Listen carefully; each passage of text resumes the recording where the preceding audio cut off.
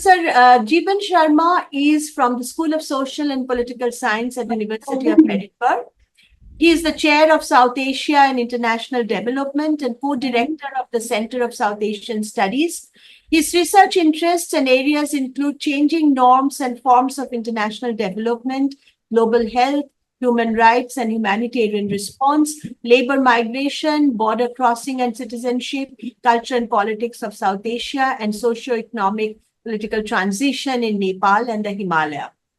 He has published a book titled Political Economy of Social Change and Development in Nepal from Bloomsbury. Another one, The Crossing the Border to India, Youth Migration and Masculinities in Nepal from the Temple University Press. He has several journal publications, and some of the titles are Gendered Consequences of Social Changes in Nepal, Rich Possibilities, then COVID-19 and precarity of low-income migrant workers in Indian cities, and migration, health research and policy in South and Southeast Asia, mapping the gaps and advancing a collaborative agenda. I'm just naming 3 of the several journal articles that are listed on the website. The title of today's talk is Youth Mobility and State Restructuring in Nepal. The talk is about the migration of men and women from the rural areas of Nepal to the city for jobs and for the fulfillment of various myriad aspirations. The talk discusses the experiences of these young men and women from rural Nepal with diverse caste and ethnic backgrounds as they seek to navigate and realize their educational, occupational, and political aspirations and the challenges they face in the process of mobility to the city. With this introduction, I once again thank Professor Sharma for joining us on Dialogues and request him to take over. Thank you, Professor Sharma. Thank you so much for that generous introduction and also for bearing with the technology. So I had a slide which, because I changed the computer, I won't be able to show, it seems, for some reason, which is fine. Yeah, we can make you a co-host and then you can probably share the slides. That should Yeah, be possible even on a yeah, I'm on a different computer, so I think that'll just delay the thing. So it's okay. I think it would have been just few photos, so you would not have been bored by just listening to me. But I've got it printed here, so that's fine. So thank you very much for that, and also to Manas for introducing me to the dialogue and for coming over to Edinburgh. And thank you to many of you for coming to listen to me, including Professor Supa. So this paper, as you indicated in the introduction, sort of builds on some of the work I did for my PhD, and over the years I have gone back to the village where I started my PhD fieldwork, but also met some of the young people from the village who have traveled to Kathmandu, to many other cities and outside of Nepal. So this is very much a sort of work in progress, building on some of the work I did on people, those who leave the villages and come to cities, small district headquarters where there are educational infrastructures, or to the capital city Kathmandu, as they navigate their futures, both in terms of educational aspirations but also occupational aspirations. And what is really interesting in this context, since I did my fieldwork, was Nepali state has also undergone significant change and restructuring from a centralized Hindu monarchy to a republican, a secular federal sort of state. So it is in that context I want to locate some of the materials that I've been working with. So I'll try to kind of read out bits and pieces, if that's okay. So emerging from a decade-long conflict and state restructuring that followed, the desire of Nepali youth from different gender, caste, and ethnic backgrounds to migrate to the nearby towns, cities, and capital city of Kathmandu in search of higher education or unemployment has never been higher. As Stacey Pegg and my own previous work has shown, the idea of Bikas, in Nepal has had a profound effect in creating a view of Nepali villages as traditional settlements to be left behind in the past and urban areas as modern places to be desired, and this is shaping aspirations and patterns of mobility of Nepali youth. So what I want to kind of do in the paper, therefore, is to kind of highlight a couple of, a few ethnographic sort of vignettes to address these two broad sets of questions, and they are: how does historical disadvantage and privilege associated with caste, class, gender, and ethnicity on the one hand, and opportunities as well as challenges for achievement and success on the other, are produced and reproduced through mobility for education and education and employment to cities? How does mobility of young men and women with diverse caste and ethnic backgrounds, as they navigate their educational and occupational futures in Naya Nepal or New Nepal, contribute to identity formation, state-society relations, and broader restructuring of the state from below? So part of the sort of, departure point for the paper is that, yes, Nepali state has undergone these significant changes, shifts that I alluded to, but there is another shift that is undergoing from below, which is often not talked about when we talk about state restructuring. So that's what I want to kind of highlight. So next section of the paper sort of gives a political economic sort of context to people who are not necessarily familiar with Nepal. So Nepal has experienced a compressed and rapid political, economic, and social transformations for at least for last 7 decades. Aid-funded plant development since around 1951 has been intrinsically linked to Nepali politics and political developments. So politically, as I indicated earlier, it has transformed from a centralized Hindu and monarchical state into a federal, secular, and republican state with ideas of rights, inclusion, and equality, following the Comprehensive Peace Agreement signed in 2006, which led to a constitutional settlement, although contentious, in 2015. Economically, there has been a gradual shift in the political economy of rural livelihoods from farming to non-farming economies, very much in line with the rest of South Asia. The youth population is around 40%, given the sort of demographic transition that Nepal is undergoing, and labor migration outside of outside of Nepal, where young Nepalis out-migrate in search of jobs and futures, has escalated in the last 2 to 3 decades, although there is a long history of labor migration from Nepal to India, but also, as Gorkha soldiers, a lot has been written about it, including, to eastern, northeastern part of India and beyond. It has emerged as a key project of freedom for young people, although it is often met with unfreedom. So there is a lot of, public debate around precarities and out-migration of young Nepalis. What I'm focusing today is mobility to cities.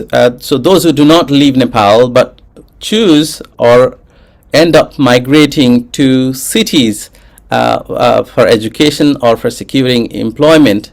Historically, a key project of high caste men, which has resulted in their dominance in politics and government jobs.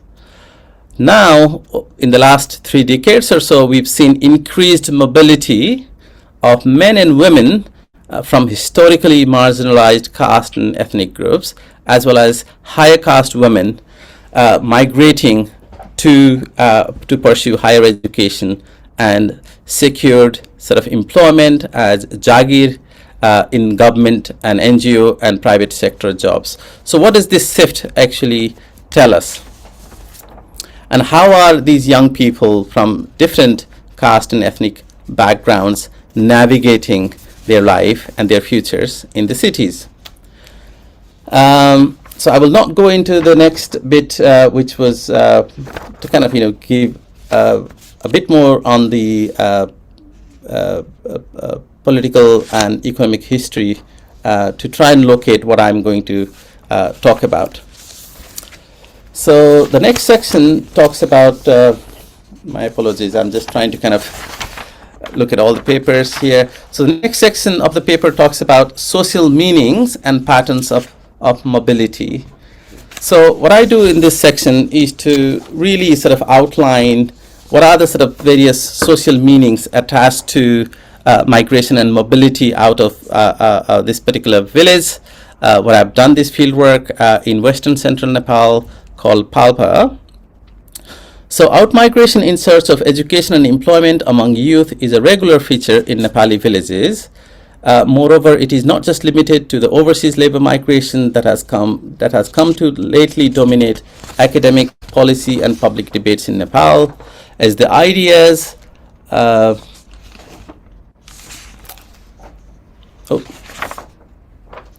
Vikas have penetrated the rural areas primarily through schooling and other aspects of modernity, young women and men have sought to navigate journeys to the cities and towns inside Nepal for their futures. The phrase "Parna jane" in Nepali is used to talk about those who go out of the village to acquire educational qualifications, so primarily higher educational or college educational qualifications. This mobility was significant as it resulted in securing jobs, providing opportunities for socioeconomic mobility for the household, and occasionally leading to the relocation of the entire household to the city. Education was valued more by Bahuns or Brahmins than the other two groups that I work with, Muggars, Hill ethnic Janjati group, and Dalits, and more among males than females. From the perspective of Bahun men, education was an important aspect of their priestly identity and secured salaried jobs called Jagir. The Bahun children were brought up with the expectation that they would acquire educational qualifications which would play an important role in their futures.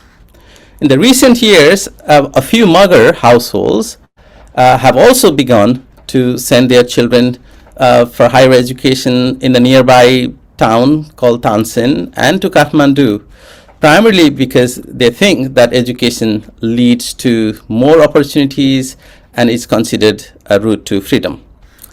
This reflected in the sentiments of some of the Muggers who felt that they were being lagged behind or left behind due to lack of education. There was an emerging sort of consciousness among Muggers in Palpa, where Maoist activists played quite an important role in building this sentiment that they lagged behind in their development as they did not invest in education and were forced to prize recruitment in foreign army, that is Indian Army and British Army, which is where Muggers largely went to, or at least aspired to go to. So historically, Dalits from Palpa lagged behind in schooling and education. Dalits have now begun to view education as a source of freedom from the everyday life of caste in the village and to send their children to the village school and where they can afford to the nearby town, and in a rare occasion have managed to send them to Kathmandu. However, the dropout rate remains quite high, as the economic needs means that Dalit young men undertake work, largely informal work, either locally or end up migrating to India. So the process of education has changed over the years, allowing new patterns and new actors. So parents seek to finance their children's education with expectations that they will later on find employment. So it's a kind of investment. It's seen very much as an investment leading to some kind of imagined salaried employment, which is very scarce. So increasingly, investment in education in the cities has become a strategy that was adopted not just by Bahuns, but also by Magar households, and in a rare occasion by some of the Dalit households as well, where remittances sent from by migrant workers are now reinvested in education. So the investment includes fees and costs associated with travel and living in the cities, to pay monthly rent and to pay the college fees and food and travel and other expenses. So I'm going to kind of skip a little bit here so that we can move a bit quickly. Okay. So many young people who left the village for further education did not necessarily return back to the village. So unlike in the past, young people did not necessarily come back to the village after completing their studies. This is including Bahuns as well, who would come back to the village and undertake work as teachers in the local schools or as health workers or other kinds of jobs. Salaried jobs in and around the village. Instead, they remained in the cities, primarily in Tansen or Kathmandu, continuously searching for employment opportunities. Only a few succeeded, while others continued waiting for their imagined sort of future. So the departure from the village to urban centers for education in most cases meant the mobility was more permanent, for those who could afford, particularly for high caste men, and also for those upper class ones, leading to relocation to the city. So mobility to the city for education was directly associated with the search for salaried employment. The term that is used is Jagir Khana Jane, which literally means to eat Jagir. And Jagir, the word Jagir actually comes from the kind of the colonial sort of language of land. So it's literally you being paid in the form of land. Now you're being paid in the form of your salary, or nokari garna jane, to work as servants.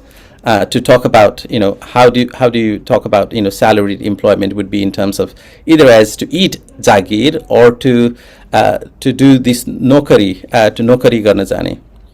So the terms jagire and nokari covered jobs that were more or less permanent, in some cases temporary, but ensured a degree of job security and regular payment. So jagire was used to talk largely about the civilian jobs within Nepal.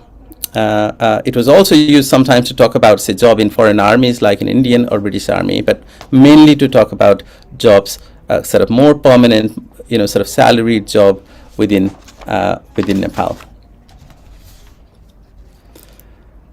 So the term Jagir was a form of land assignment in return for state service, a common feature of payment to soldiers in the Nepali army and for state services in the 19th century. So that term sort of has its origin in that particular history. So to have someone employed in Jagir was a matter of pride and prestige for the entire household. It determined that the household's location in the kind of hierarchy in the village. The income from the regular salary played quite an important role in the upward mobility and investment in education for the households and their immediate sort of kin network. So Jagir Khani was so crucial to the village life that the parents of so men who had secured jobs would be looked after very much in high demand to marry. Other parents would look at them to marry their daughters. The first inquiry made by the parents of the girl would be whether the man was Jagiri or not. Okay, so just give you a few sort of examples of this, ethnographic examples.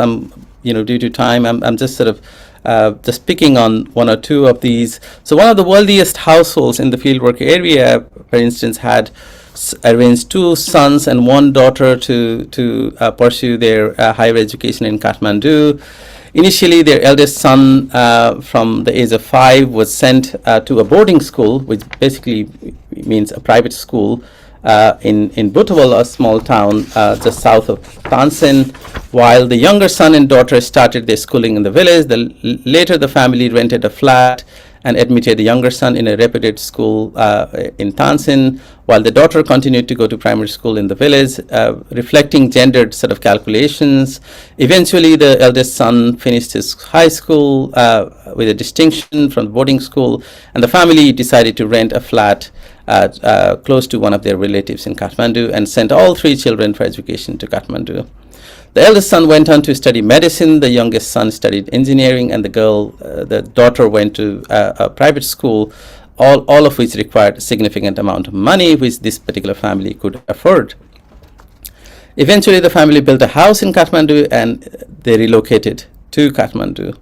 Having completed their educational qualifications, the sons secured high-paying jobs. The daughter was married to a man who later on settled in the US.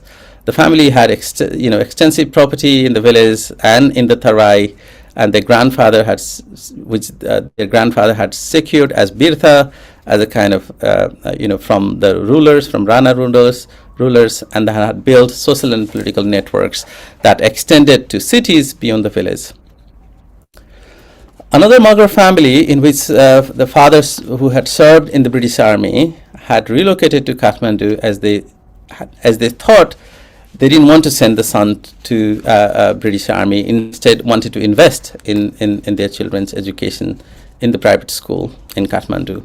The father, who had retired from the army but continued to work in security companies overseas, including in Afghanistan as a security in the private security company, eventually relocating to the UK, spoke about the importance of good quality of education. He justified hard work overseas for their children's future and did not want to send his son to for the recruitment in foreign army. And he did not want his daughter to marry a Lahore, which is a term used for a recruit in the British or Indian Army. But to an educated man, he put it, who had a secured job. Having bought a property in Kathmandu, his daughter and son went to one of the best schools in the city. The daughter completes an MPhil degree in social sciences, works for an international NGO. So this is just to kind of give us a kind of sense of how Magar households and Bahun households are investing in the future of their children. In the next section, I have several ethnographic sort of vignettes of other Bahun households and who largely from poorer households who can't manage to send their children to college or university in Kathmandu. Instead, send them to work as domestic workers in the city as a way to kind of navigate and and look for opportunities for education as a part of a kind of exchange for keeping them as domestic workers in the village. Okay. So I'll move on to the next section, which is where I talk about sort of, which is a title, Navigating the City. So for young men from rural areas, the city was a completely different space. Not only did they carry their rural identity, they were also poorly equipped to navigate and experience their life in the city. So embarking on an educational journey and finding employment in the context of limited jobs was extremely difficult, as it involved hard work, apart from securing educational qualifications from reputed institutions. So most men extended their stay until they managed to find work, commonly called Jagir Khojne. Finding jobs was extremely tedious, did not always result in secure salary employment. It resulted in repeated frustrations and landing often in precarious jobs. In other cases where the young men could not find jobs, they left They eventually left for Gulf states like Qatar and Saudi Arabia or Malaysia to work as migrant workers, despite having obtained some educational qualifications in Kathmandu. So these men, as I indicated earlier, these men did not want to go back to the village, having finished having completed their school, the university education or the college education. As their families in the village had funded their education, they saw it very difficult, to ask for more money from their family. So there was a kind of sense of urgency to find employment and find whatever work they could, which would enable them to stay back in the village. They also wanted to they also wanted to avoid being seen as, there is a kind of a term that is a label called paltu, which basically means kind of useless, unemployed, useless, and they did not want to be seen as faltu, but prefer to work in any form of employment they could find, often sort of working at very precarious jobs that paid very little amount of money, including, say, delivering newspapers on bicycle in Kathmandu. Many of them worked in underpaid jobs, sometimes working also as teachers in private schools or teaching assistants, tutors in private boarding schools, in tuition centers, where they were paid very, very little amount of money. So those seeking these salaried sort of jobs continued to kind of respond to various jobs advertised in national newspapers, but also by using what they call source and force, is to try and sort of being referred to some local politician, a politician from the village who happens to be in Kathmandu, to try to kind of use their kind of network, social and political network, thinking something could work out. It was common to to see them browsing newspapers. One man is 31, told me that he had spent thousands of rupees taking application printouts, preparing for his CV. We're talking about these young men who did not have, say, access to printing, for example, with them, or computer, preparing for the CV, sending out application letters. After applying for several jobs, they would not even be invited for the interview. They knew the job was possible with recommendation from an influential person, usually a politician, a senior bureaucrat, or any other influential people in Kathmandu. So they also invested quite a bit of time, doing what one could call chakery, sort of seeking for appeasement and recommendation from these people, politicians, or senior bureaucrats and others. So let me talk about Mahesh, a young Pahun man, who completed his school in the village, commuted to Tansen for his college. Once his elder brother found a job in Kathmandu at a travel agency, he transferred his college to Kathmandu and lived with his elder brother. While his elder brother worked and studied, Mahesh completed his education from a government college while cooking and cleaning for himself and his brother.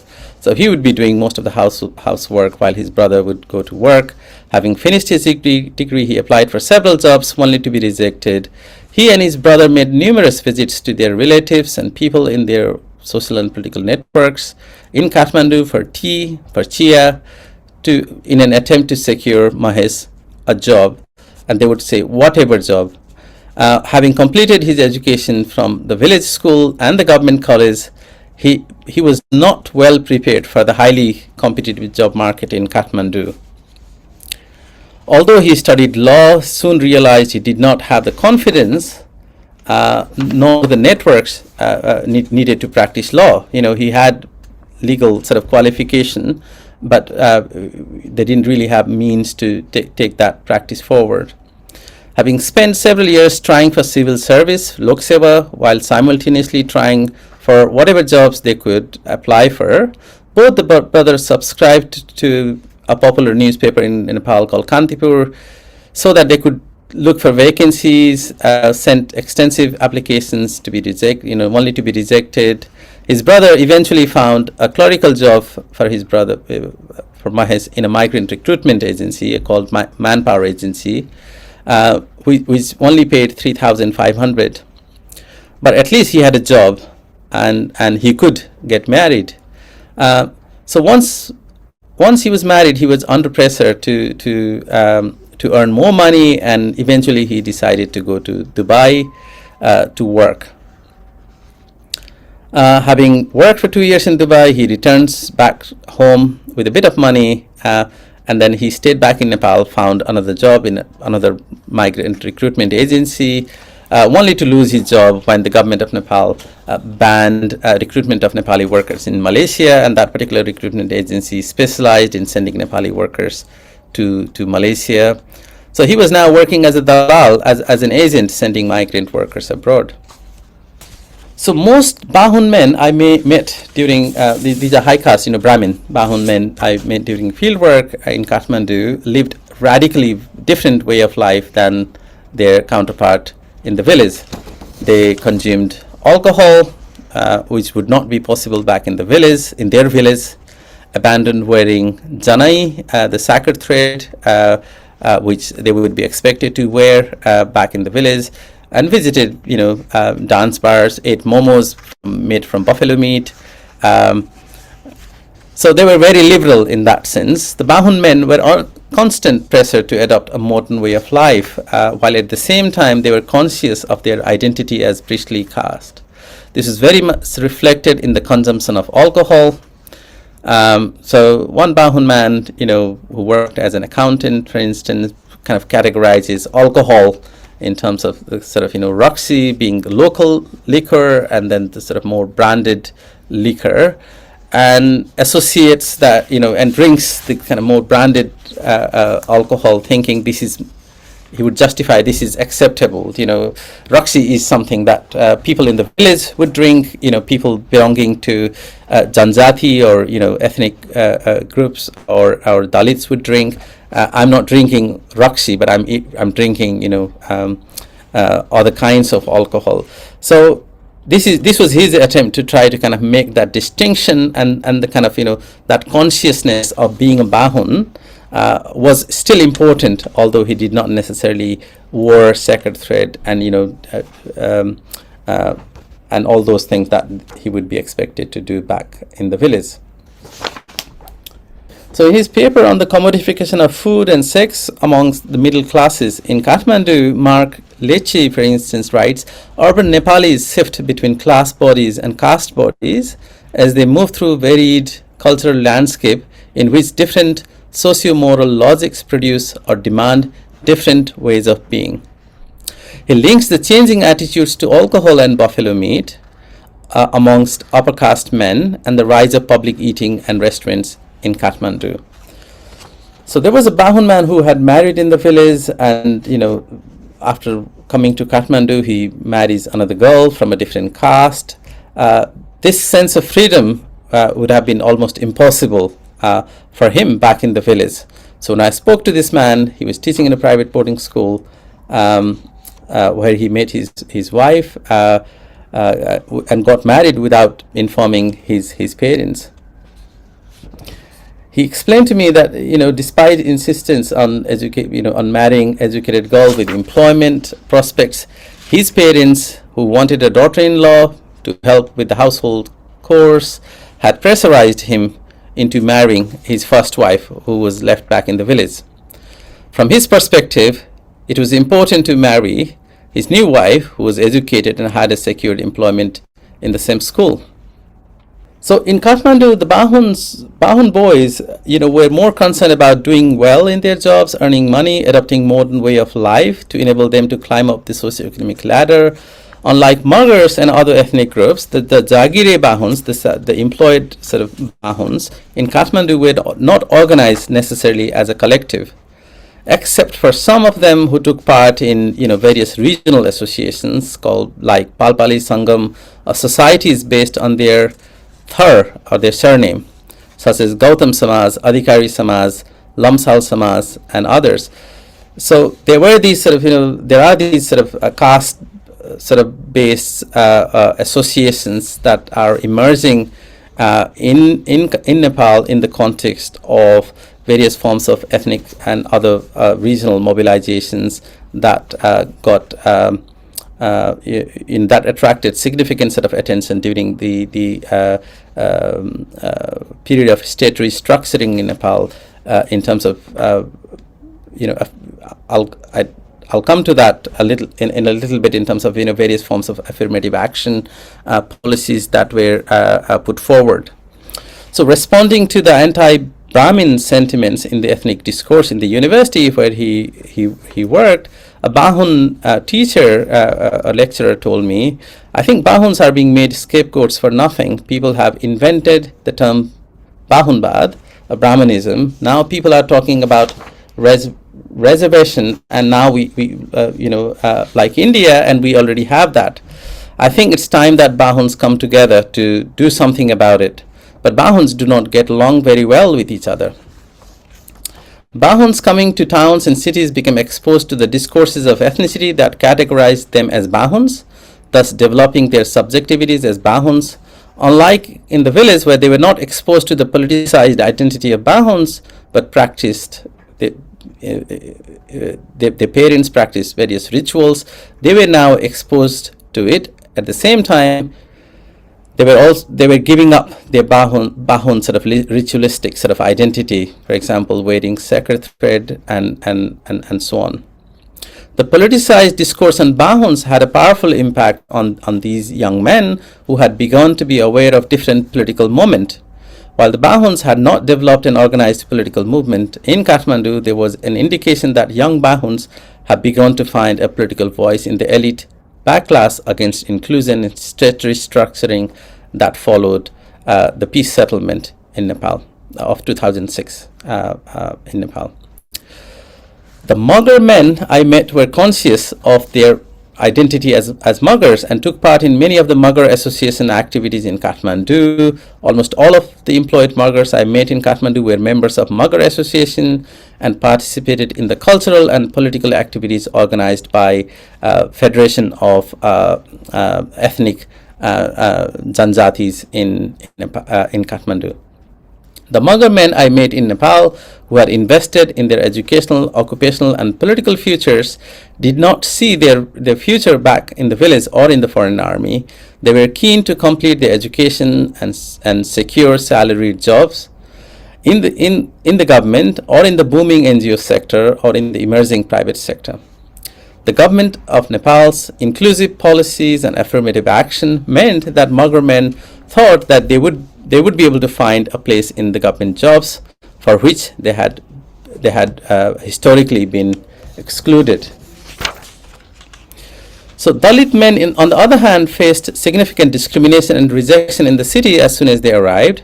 Upper caste landlords in Kathmandu and Tansen did not rent out their rooms to them, as the upper caste landlords asked for their surname or caste.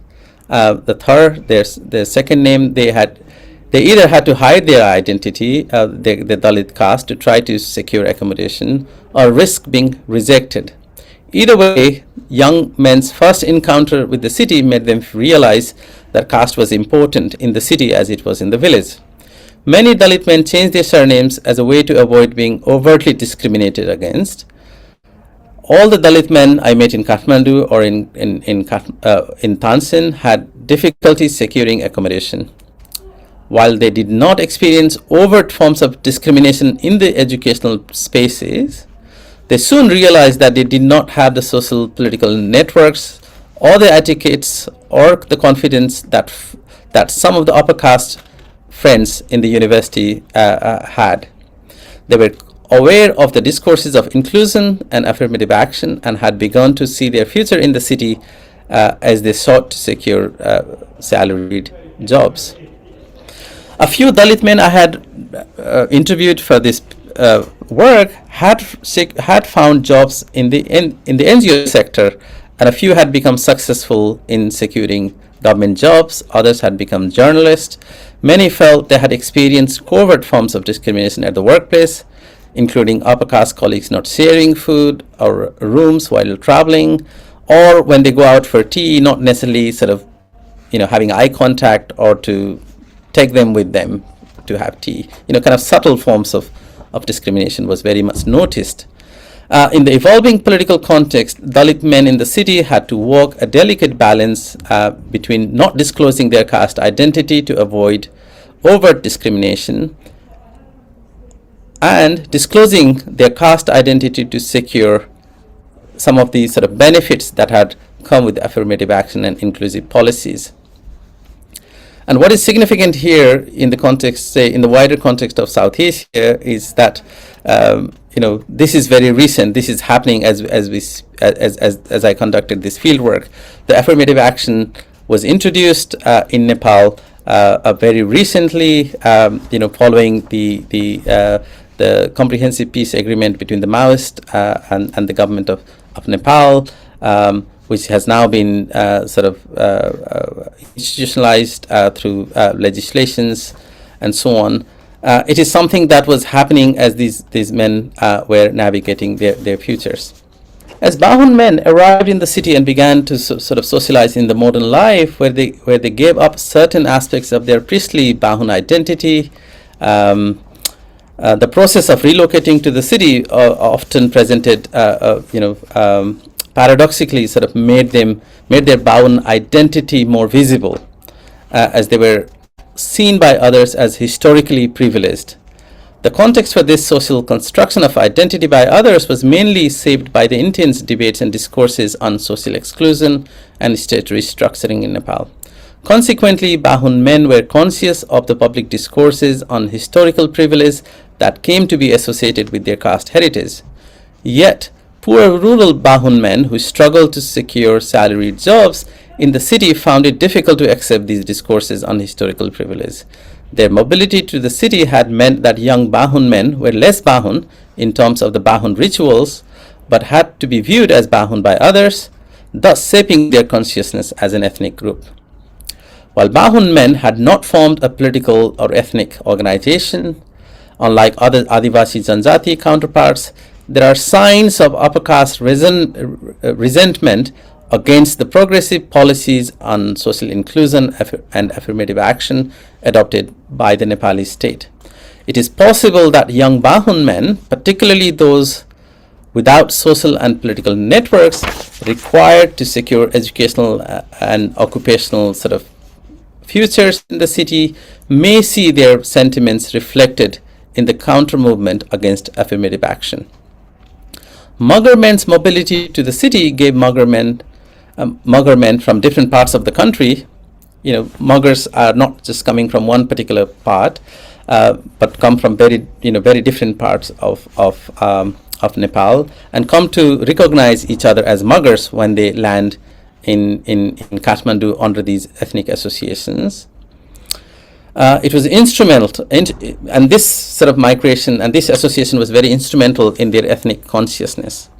As Magar men came in contact with Magar associations and got exposed to particular exclusionary history of Nepali state, which they were not aware of prior to coming to Kathmandu, prior to coming to the university, young Magars from different parts of Nepal identified themselves as single ethnic group called Magars, and also as Adivasi Janjatis, together with many other ethnic nationalities. Again, there was a paradoxical process of identity formation here. Magar men who came to the city began to reassert and rediscover their cultural practices in the process of becoming Magars.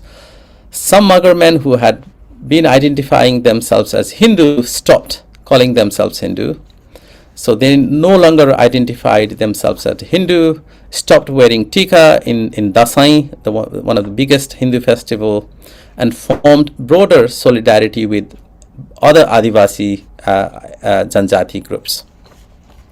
Dalit young men's experience in the city was radically different to that of Bahuns and Magars. Not only was their rural Dalit identity was devalued in the city, unlike that of Magars or Bahuns, they had very few social and political networks or associational life, like Magar Association, to help them survive and thrive in cities and towns. Critically, Dalits were reminded of their untouchable identity at the very beginning as they searched for their data or rental accommodation, or faced covert forms of discrimination in the workplace or in the university premises. The Dalit men I met were aware of the public debates and discourses on their historical marginalization, and are in the process of, and in the process of inclusionary state restructuring that is underway, and felt that in theory there was increased opportunity for jobs. Nevertheless, getting into those spaces required social and political networks as well as confidence, which the Dalit men I met significantly lacked. Overall, not only were young men from different castes and classes and ethnicities were differently equipped to navigate opportunities in the city, their mobility at the precise time of Nepal's state restructuring profoundly affected their ethnic caste identities. Further, this is where I think I was hoping I would be able to kind of say a bit more. In this paper, I've not really managed to sort of say a bit more on this, which I hope I would be able to kind of do this in the next iteration of this paper, is to further sort of investigate the impact of the state restructuring that is Nepal sort of embarking on this sort of level of secular, Republican, federal, along with affirmative action.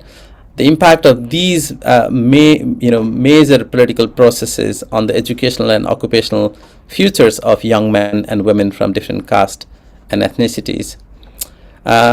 One small caveat, I have spoken to very few women. I did not really bring their voices in this paper because I don't think I do that justice in my work.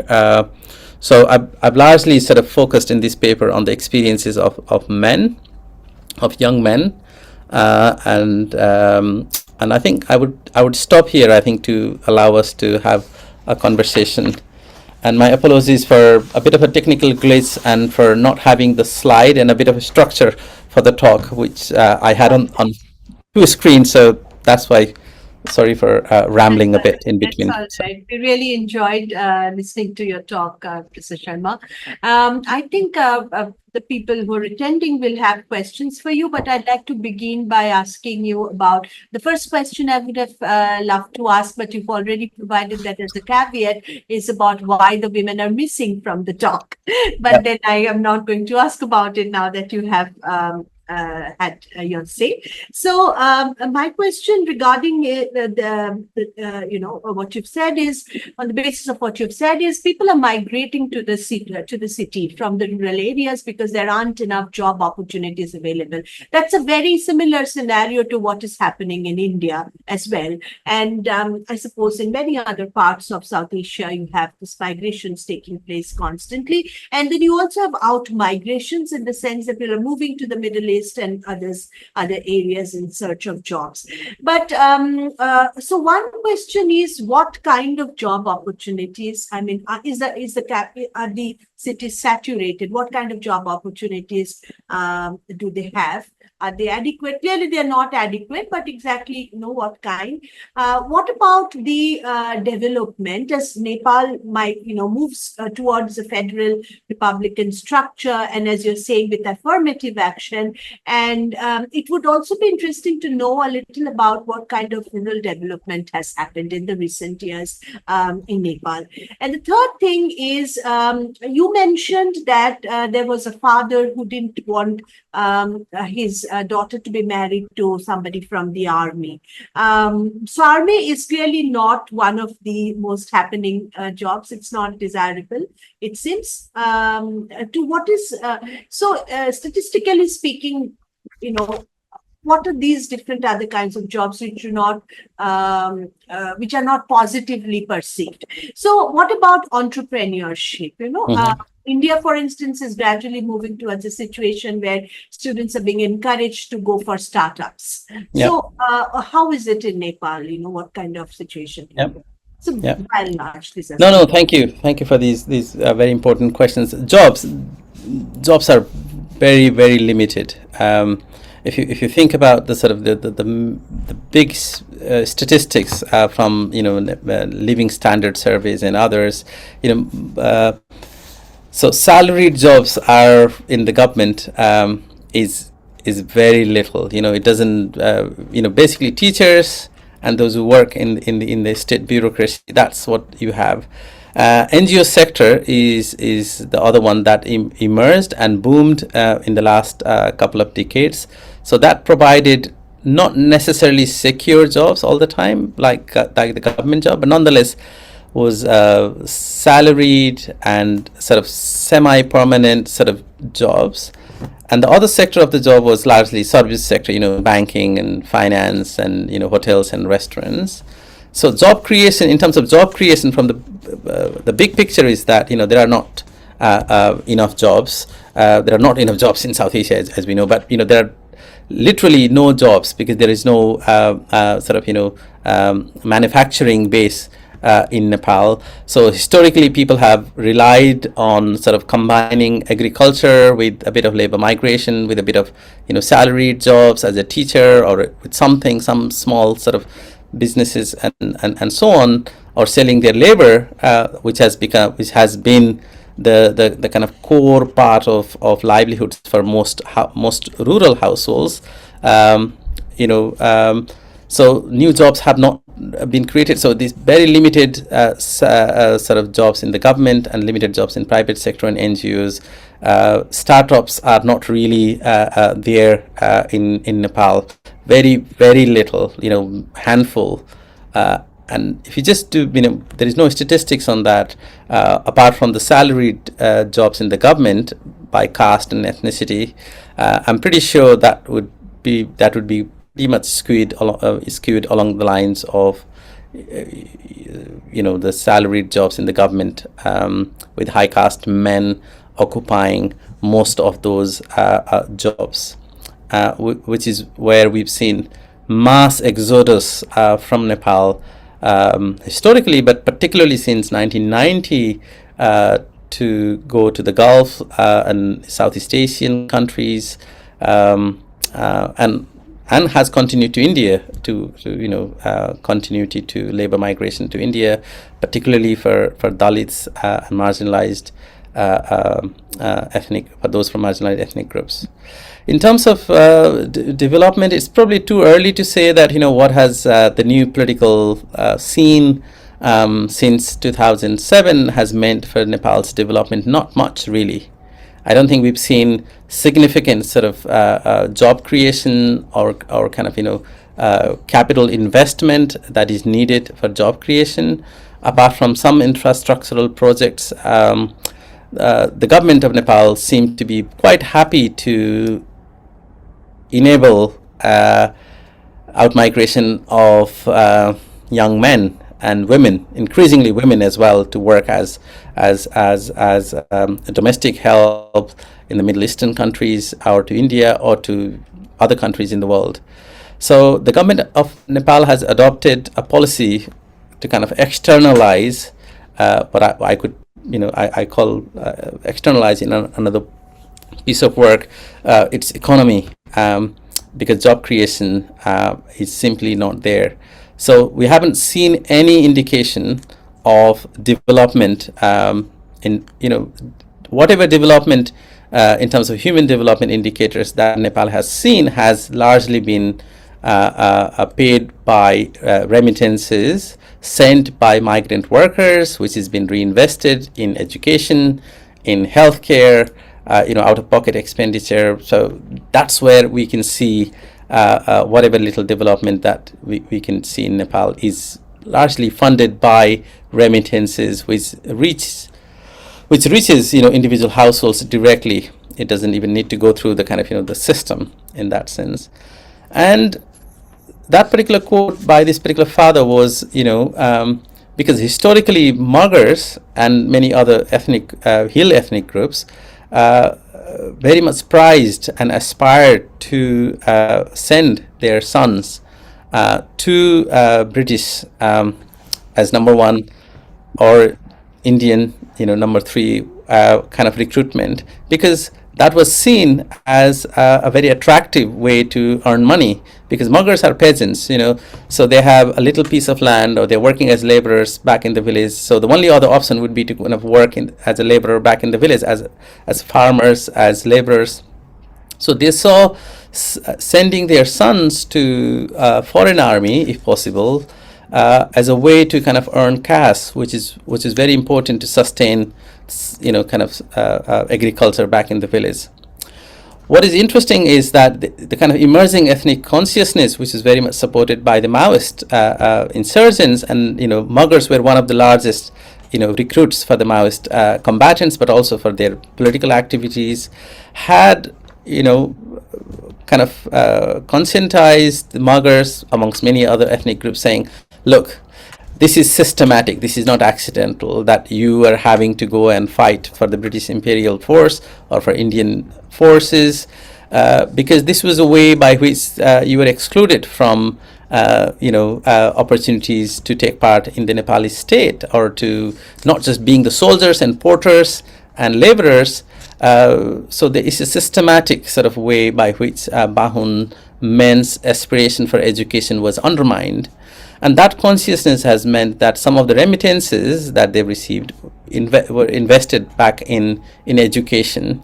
And with the Nepal sort of, with the Maoist insurgency and the peace settlement and new constitution, paved a way for, affirmative action. But also the identity of Nepal as a secular state had significant bearing on aspirations of these groups. So they thought that it's really important to educate your children, not just to class 5 or 7 or 10, which would be required for even army enlistment, but to invest in higher education.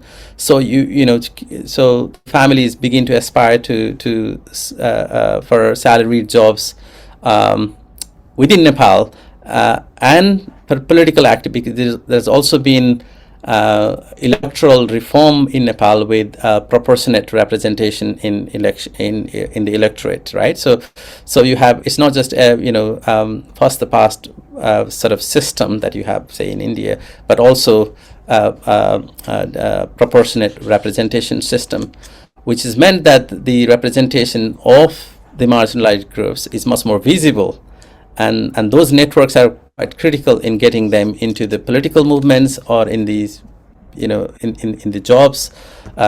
So I think this particular quote sort of, speaks to that moment where muggers no longer necessarily see army service as the most desirable place to go to.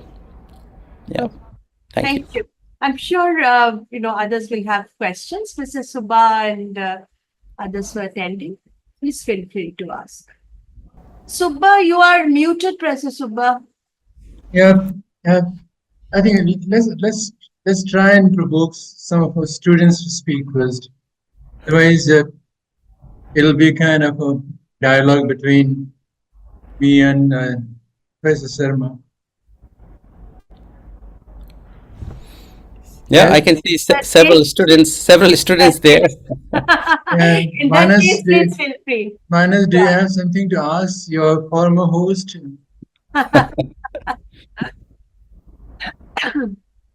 Or others, I can see several others as well. So if Manas is intimidated being pointed at, so. Otherwise, shall I ask a couple of small? I have a couple of small questions, and I would also like to know a little more about two things.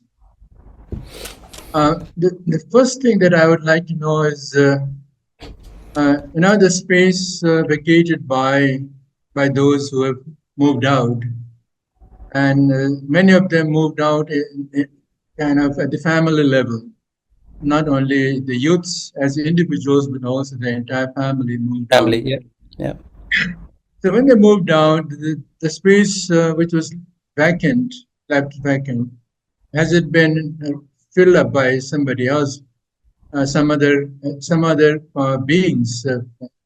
Because many of those people who left never came back, or never intended to come back. So recently I attended a seminar where a similar situation was talked about about Himachal Pradesh, and there was interesting example of how the vacant space is being kind of filled up Yeah. by new kinds of people, by tourists, by all kinds of people. So Yeah. do you have that kind of situation in Nepal? Because the last time I did my fieldwork in Nepal was in 1991. So it's Mm-hmm. been many years that I have not been to Nepal. The second question is about perhaps you know about this very nice work done by Ghanshyam Shah about rural to urban Yeah. migration Yeah. to Mumbai. It's a study Yeah. on Mumbai city Yeah. where he finds that when the rural people migrate to the urban areas, they recreate the rural institutions, the rural customs, life, etc., in the urban areas as well. Now, whether Mm-hmm. that is happening in Tansen or in Kathmandu or not, I would like to know a little bit about it. And now, since third is about the youth moving out, both men and women are moving out, right? Mm-hmm. Now, Yeah. but the men who have moved out and been successful about getting jobs or some kind of jobs, their marriage prospects might have been better, Yeah. right? But what about the women who have moved out and have become successful, Yeah. particularly the high caste women? Yeah. Uh, uh, do you think they are finding it more difficult to find appropriate husbands, equally qualified, or jagiri husbands? Mm-hmm. Uh, uh, from a few anecdotal Yeah. stories that I've heard, they're finding it more difficult, and therefore that's Yeah. forcing them to go for intercaste or intercommunity marriages as well. Yeah. Yeah. So I would like to hear about you about this, but also you made a very interesting presentation about debahunization of Bahun youths in particular. What have been the consequences of that? Consequences of having stopped wearing janu or having started drinking some foreign liquors, etc., etc., beer maybe. Yeah. I'd like to know a little bit about the consequences of that. And also, I read recently about rapid urbanization of rural habitats in Nepal under Mm-hmm. the restructuring of the state, Nepal. Now, I would like to throw some light on this rapid urbanization of rural habitats by having street lights everywhere, by having motorable roads everywhere, etc. Yeah. Uh, that I would like to know a little bit about Yeah. that as well. Thank you.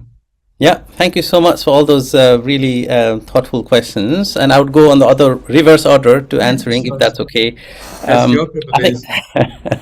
I think on rapid urbanization, yes, I think it's to do with, it's partly to do with, Nepal sort of adopting federal structure and the budget, large amount of money from the center going to the, to the provinces and being spent.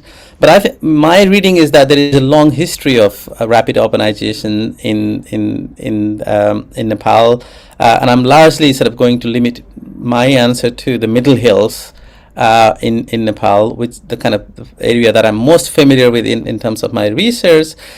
We've seen rapid sort of construction of roads and the kind of formation of bazaars. Sort of these are not old bazaars, not old towns that we had, the kind of old colonial sort of style small towns with educational facilities, but these are roadside towns, roadside bazaars, largely constructed by using money received as remittances from other countries.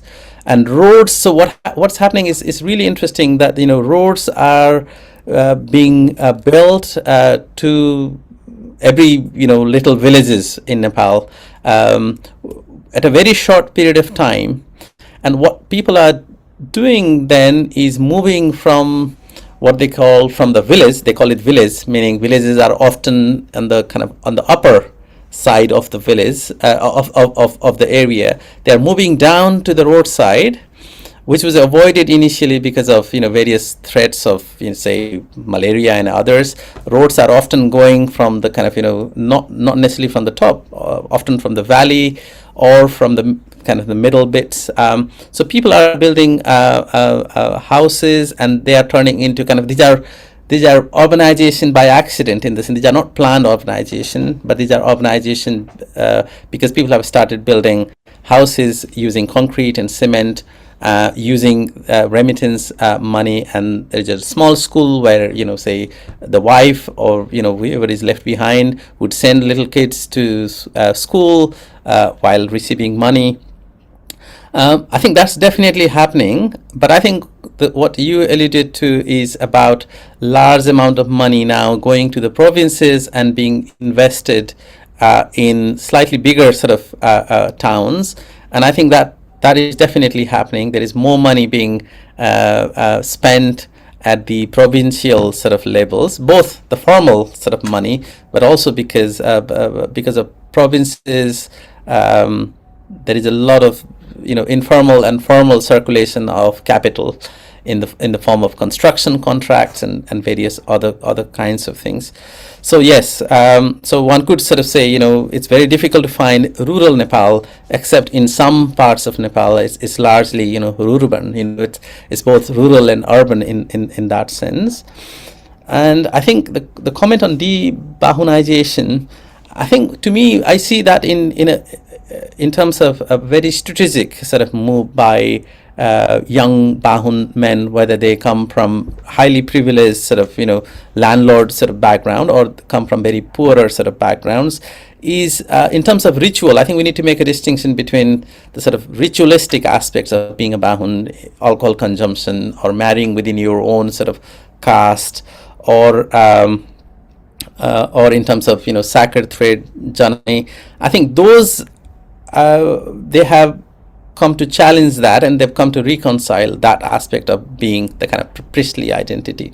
I think what they are not comfortable with is the kind of the being a Bahun is also about political and economic power, and that comes with it, and that bit I think they find it quite difficult to de-Bahun themselves.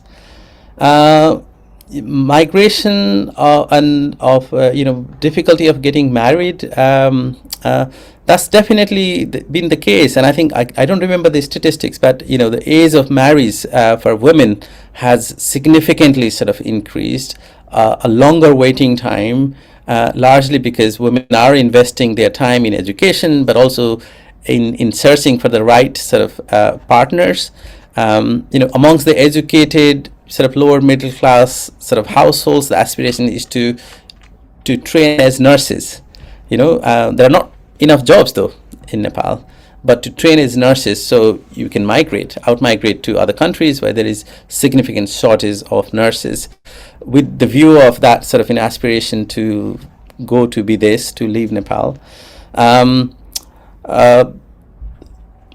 I don't have ethnographic sort of examples of women sort of not being able to marry because of, I've heard of that, anecdotal evidence all the time. But generally speaking, what I've found is women who have significant educational qualifications or have secured jobs are waiting to get married, or are able to marry, if it is not caste, it's class, class. So there is a kind of hierarchy being maintained by class in that sense, marrying across caste or ethnicity in that sense, but always maintaining that sort of hierarchy that for some reason the husband's household or the husband has to come from a slightly upper caste or upper class background. So the question of who is, the abandonment of the households we've seen this. So I'll speak about the village, the area I know well, is houses have been abandoned, particularly the landlords, those who had significant amount of land, they have basically left. They left during the Maoist insurgency, and they have not really gone back. And when they went back, they basically sold their land at a very cheap sort of price because they were not going to go back. And these are sort of, I'm not talking about the Tarai land, these are in hilly areas, largely sort of terraced lands, and have been purchased by migrant remittance receiving households. So these sort of land have been overtaken by, so there is a study to be done in terms of distribution of land, bottom up as well, in terms of how remittance, inward flow of remittances have enabled kind of land distribution in rural Nepal. I don't think there is any sort of study on that, but will be very important to kind of see that.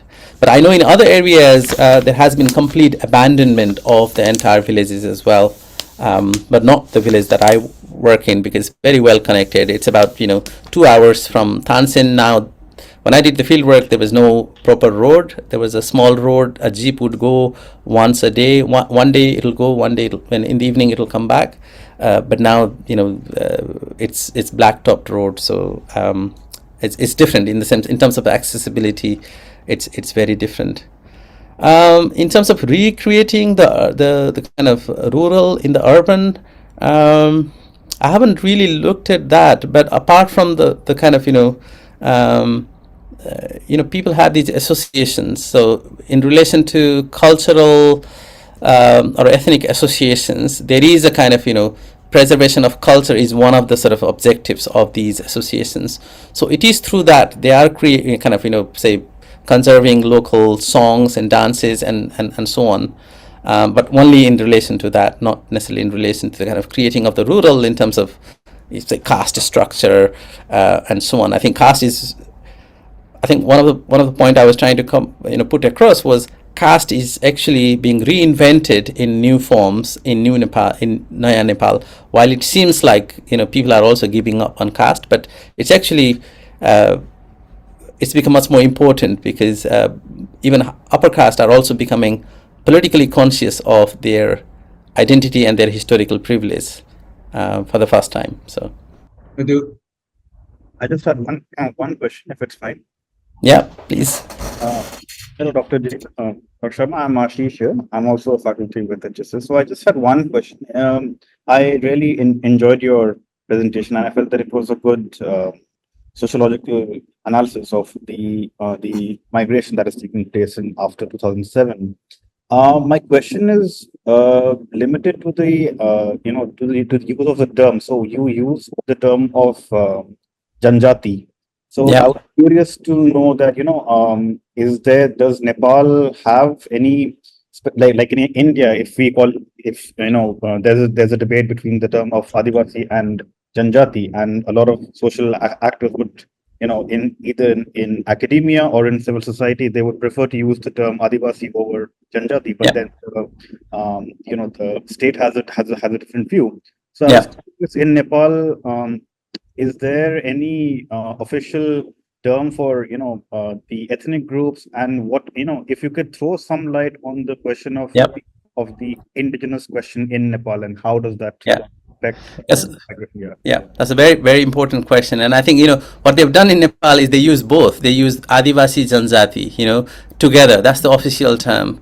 And there was a time when they did not use the term Adivasi, and even the Federation of, Ethnic Nationalities, they had NIFEN, so where it meant, NEFEN, so Federation of Ethnic Nationalities,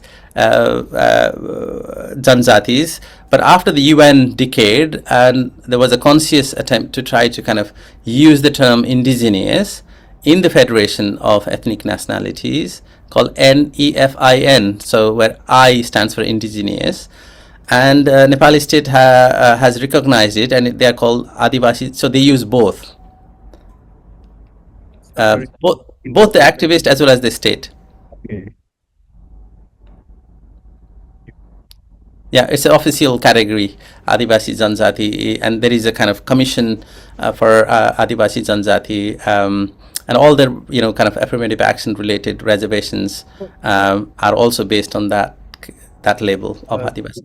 Just to follow up, I just asked. Like in terms of how does Nepal engage with the question of the indigenous population? Like in terms of either people who have been living there prior to colonization, and like how does Nepal, either through sociology or through anthropology, these issues? Is there any discourse on this, or is it yet to come up from that? Could you say that? I didn't get the question. I was wondering if Nepal has any either sociological discourse or anthropological discourse on the question of the Adivasis, because Yeah. most of the discourse seems to be coming either from the caste side. So I was Yeah. curious if there's any.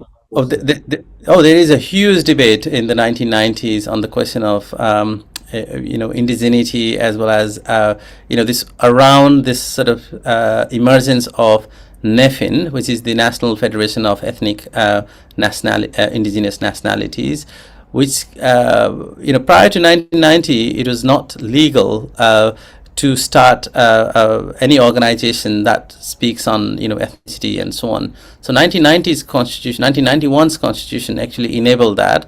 So there was proliferation of various Janjati organizations, which was brought together by NEFIN, this national federation, and there has been significant number of anthropological sort of investigation on Janjati politics, on Janjati movement in Nepal by both Nepali and Janjati, as well as foreign anthropologists working on Nepal. I would be very happy to kind of, I don't really work in that sort of field in directly, but there's a volume by David Kellner and John Walton and others, which I'm sure Professor Subba is very much familiar with all that debate, but also including various sort of Nepali anthropologists have also sort of contributed to that debate. The question of indigeneity is very much there. Thank you, Ashish. Any other questions? Thank you so much, Professor Sharma, for your talk. It was wonderful having you here. I have a very naive query because it's not my field of expertise. I'm just wondering what were the effects of this large influx of individuals from the villages to the cities? How did it upset the peripheral setting, and how did it reorder the village structure? People not wanting to go back to the villages from the cities once they migrated, due to the fear of being called faltu, must have contributed to this decreasing village workforce, right? Yeah. So what about the village economy? What about the village industries? How did it play out in the context of this, changing urban-rural dynamics in Nepal? Yeah, that's a very, very important question. So basically, you can say that the ways is, one can answer the question in very different ways. So thinking about rural wages have escalated significantly, right? So economically, it doesn't make any sense to go to India to work, or to Gulf, or to Malaysia from the perspective of a prospective labor migrant. They can actually make much more money if you stay back in the village, right? Because there is labor shortage.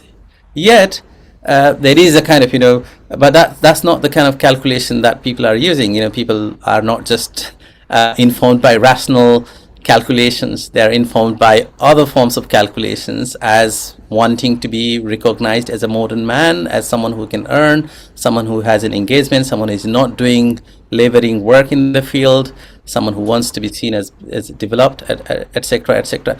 The other consequences is that significant amount of land is not used for farming in the villages, because there are not enough people, right? So that has led to significant reforestation and invasion of wild animals. For instance, there are significant sort of reports of, say, whatever little farming is there are monkeys, new breeds of monkeys coming, tigers coming, and wild animals. So that's also another way to kind of answer your question. Another way of answering question is about if these are sort of initially young men, but also young women who are not returning. So it's mostly elderly who are there. So what happens to people like laboring classes who survived by selling their labor to the upper class households? Their livelihoods is also being kind of reconfigured in that very process, and that probably explains why they have now invested in labor migration outside of Nepal, because there are not much kind of that kind of kind of secured, attached jobs left, right? So you have the per day, your whatever rate, maybe 1,500, but that's not going. The demand is not going to be there all the time. So yeah, so there are multiple ways to kind of so there is what I've argued in my recent book is rural Nepal has undergone significant kind of restructuring of its political economic relations, partly because of labor migration, but also because of relocation of households to cities or to these new urbanized roadside towns. I also have a follow-up question on that. So, Yeah. uh, If that's okay, I'll have to leave in about 4 or 5 minutes. If that's okay, sure. I can answer. Yeah, I have to go pick up my child. So sorry. Sure, it's a very small query. So you mentioned that, I mean, now the people are sort of getting accustomed with the idea that living the villages is not really a great choice, but they're still living. So it's a recurring, continuous, migration from the villages to the cities and also outside Nepal. So why are they doing it still? Does it have to do with reordering the identity, shrugging off the village identity that comes with caste and certain other baggages? I think it's to do with livelihoods in the sense that when you start sending kids to school with the aspiration that education is going to lead to some kind of freedom, as Amartya Sen and others would have let us believe that somehow send girl children to education, send kids to school, somehow it's going to lead to development. How does it work in countries like Nepal or in a context like rural Nepal? You go to school, you get all these ideas of modernity, you get exposed to that, but it's not good. There is no linear sort of pathway leading to jobs, secured employment, and so on. So people are looking to kind of out migrate, right? So that's kind of the idea of Vikas, idea of development, that has been imposed upon through the kind of development apparatus by state through education, schooling, has significantly shifted how people in Nepal view village and urban areas as categories of distinction, as rural areas to be left behind and urban areas to be desired to embrace. And I think that is what has contributed significantly to that. Thank you. Okay, thank you so much for all your questions. And once again, you have to leave early because you have to pick up your child. We don't want to detain you here. No. Thank you very much, Professor Sharma, once again for agreeing to deliver this talk. And it's been a pleasure listening to you. And we hope to have you once again, maybe in person. If you're planning to visit India, it would be lovely if you visit the campus and we can do an in-person talk perhaps. Once again, thank you. And thank you so much. Thank you to everyone for coming and listening and for your questions and comments and for bearing with me for last 1.5 hours. Thank you so much. Thank you. Okay, bye-bye. Thank you so much. Thank you. Thank you so much. Good to see you all. Thank you. Bye-bye. Bye. Same here. Bye. Thanks for coming. This is a thanks to the audience. Bye-bye.